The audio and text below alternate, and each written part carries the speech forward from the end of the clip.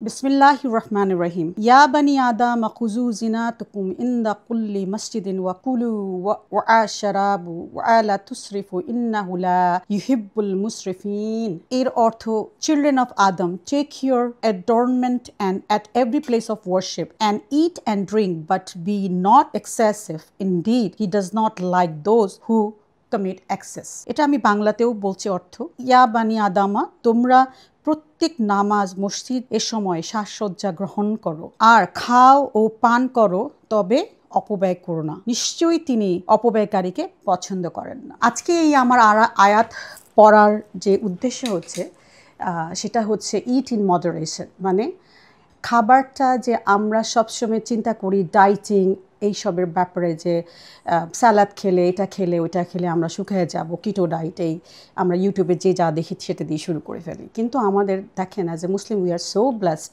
আমাদের হাদিস কোরআনের আয়াত আমি এখন আপনাকে পড়ে শোনালাম। এটা কোরআনের 7:31 নম্বর আয়াত, এবং সেখানে আমি আপনাকে মিনিংও শোনালাম যে এক্সেসিভ কোনো কিছু আল্লাহ তাআলা পছন্দ করেন না। আমাদের যে হাদিস অনুযায়ী রুল হচ্ছে যে আমাদের খাবারটা খেতে হবে 1/3 রুলে, মানে আমাদের ফুল খাবারটা আমাদের পুরো ভরে পেট ভরে, যেটা একটা খাওয়া বলে না, যে খেয়ে আমরা নড়তে পারতেছে না, ও ধরনের আমাদের খাওয়া যাবে না। এটা আমাদের হাদিসেও বলা, আমি আপনাকে কোরআনের আলোকেও আমি সেটা শুনিয়ে দিলাম।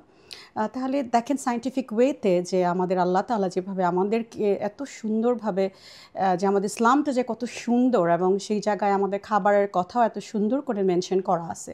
এটা অ্যাজ এ ডক্টর আমি মানে আমরা সবসময় সবাইকে বলি, আমার এত বছরের এক্সপিরিয়েন্স, হসপিটালে কাজ, সব কিছু মিলিয়ে যে আমরা বলি যে খাবার কম খান, পুষ্টিকর খাবার খান।